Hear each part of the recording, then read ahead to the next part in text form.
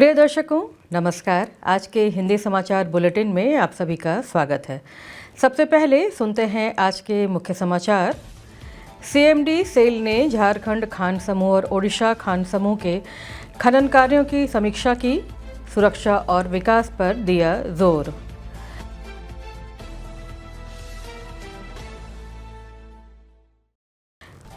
Cell Rourkela इस्पात संयंत्र में संविदा श्रमिकों के लिए दक्ष रक्षक अग्नि और बचाव प्रशिक्षण आयोजित किया गया।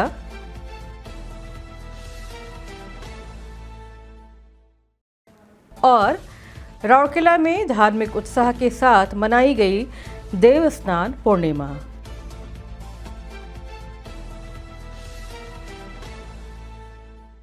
अब समाचार विस्तार से।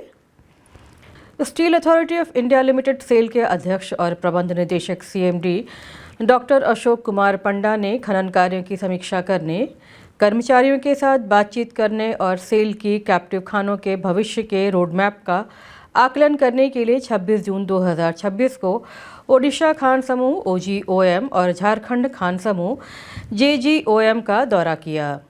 यात्रा के दौरान डॉक्टर पंडा ने बरसुआ, तलदीह, कल्टा, बोलानी, गुआ, किरीबुरु और मेघातुबुरु की लौह अयस्क खानों में संचालन की समीक्षा की, जहां उन्होंने कर्मचारियों की उनकी प्रतिबद्धता की सराहना की और जोर देकर कहा कि सभी खनन गतिविधियों में सुरक्षा सर्वोच्च प्राथमिकता होनी चाहिए। सीएमडी ने बाद में JGOM और OGOM के वरिष्ठ अधिकारियों के साथ ज्ञानार्जन एवं विकास केंद्र किरीबुरु में एक समीक्षा बैठक की अध्यक्षता की।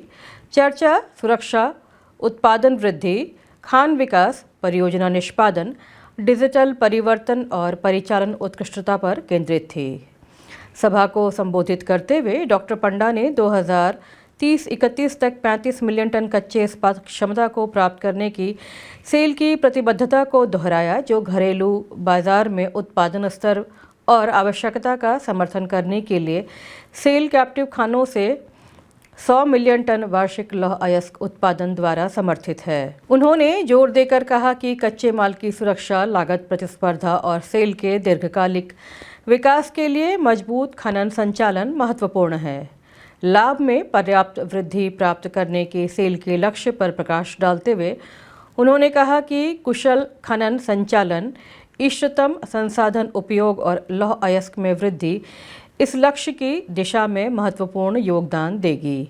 उन्होंने उत्पादकता, सुरक्षा और टिकाऊ खनन प्रथाओं को बढ़ाने के लिए AI सहित डिजिटल प्रौद्योगिकियों को अधिक अपनाने का भी आह्वान किया। इस यात्रा ने सुरक्षित प्रौद्योगिकी संचालित और टिकाऊ खनन कार्यों को विकसित करने के लिए सेल की प्रतिबद्धता की पुष्टि की, जो कंपनी की विस्तार योजनाओं का समर्थन करेगी और आत्मनिर्भर भारत के दृष्टिकोण में योगदान देगी। सुरक्षा और कौशल विकास पर अपने निरंतर ध्यान के हिस्से के रूप में SAIL Rourkela steel plant RSP ने 26 और 27 जून 2026 को ज्ञानार्जन एवं विकास विभाग में अनुबंध श्रमिकों के लिए दक्ष रक्षक शीर्षक से 2 दिवसीय विशेष अग्नि और बचाव प्रशिक्षण कार्यक्रम का आयोजन किया। समापन सत्र की अध्यक्षता मुख्य महाप्रबंधक मानव संसाधन ज्ञानार्जन एवं विकास श्री PK साहू और मुख्य महाप्रबंधक सुरक्षा और अग्निशमन सेवाएं श्री हीरालाल महापात्रा ने की, जिन्होंने प्रतिभागियों के साथ बातचीत वाला फीडबैक सत्र भी आयोजित किया। इस मौके पे महाप्रबंधक अग्निशमन सेवाएं श्री PS ठाकरे भी मौजूद थे। इस कार्यक्रम में कुल 24 संविदा श्रमिकों ने भाग लिया। तकनीकी सत्र गैस लाइन रखरखाव, सीमित स्थान के काम और ऊंचाई से संबंधित नौकरियों के दौरान आपातकालीन प्रतिक्रिया और बचाव कार्यों पर केंद्रित था। प्रशिक्षण का उद्देश्य प्रतिभागियों को उच्च जोखिम वाले कार्य वातावरण में आपातकालीन परिस्थितियों को प्रभावी ढंग से संभालने के लिए आवश्यक सुरक्षा कौशल और व्यवहारिक ज्ञान से लैस करना था। प्रमुख सुरक्षा अवधारणाओं को सुदृढ़ करने और प्रशिक्षण के सीखने के परिणामों का आकलन करने के लिए समापन सत्र के दौरान एक ऑन द स्पॉट प्रश्नोत्तरी आयोजित की गई।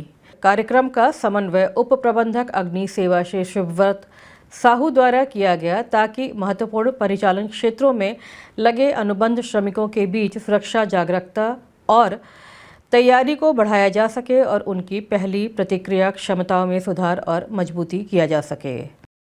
राउरकेला के कई मंदिरों में 29 जून को भगवान बलभद्र, भगवान जगन्नाथ और देवी सुभद्रा के पवित्र स्नान समारोह यानी देवस्थान पूर्णिमा को धार्मिक उत्साह के साथ मनाया गया। बता दें कि इस पवित्र मौके पर स्नान मंडप में देवी देवताओं को 108 घड़े पवित्र जल से स्नान कराया जाता है। स्नान की रस्में पूरी होने के बाद देवी देवताओं को हाथी वेश, हाथी के रूप में सजाया गया और इसके साथ ही इस साल की पवित्र रथ यात्रा की उल्टी गिनती शुरू हो गई है। राउरकेला स्टील प्लांट आरएसपी के निदेशक प्रभारी श्री आलोक वर्मा ने सेक्टर 3 स्थित अहिराबंधा जगन्नाथ मंदिर का दौरा किया और चेरा पहरा की विशेष रस्म निभाकर तीनों देवताओं को नमन किया। उनके साथ प्लांट के अन्य वरिष्ठ अधिकारी भी मौजूद थे। इस मौके को देखने के लिए बड़ी संख्या में श्रद्धालु जुटे थे। रस्मों के अनुसार स्नान यात्रा के बाद माना जाता है कि तीनों देवता बुखार से पीड़ित हो जाते हैं और गर्भगृह में अपने आसन पर वापस नहीं लौटते हैं। वे 15 दिनों तक लोगों की नज़र से दूर रहते हैं, जिसे अनसर कहा जाता है। इसके बाद आषाढ़ महीने की अमावस्या को वे नव यौवन वेश यानी नए युवा रूप में दर्शन देते हैं। आषाढ़ महीने के शुक्ल पक्ष के दूसरे दिन तीनों देवता अपनी मौसी गुंडिचा के मंदिर जाते हैं, जिसे रथ यात्रा के रूप में मनाया जाता है। इसी के साथ आज का हिंदी समाचार बुलेटिन यही समाप्त होता है। नमस्कार।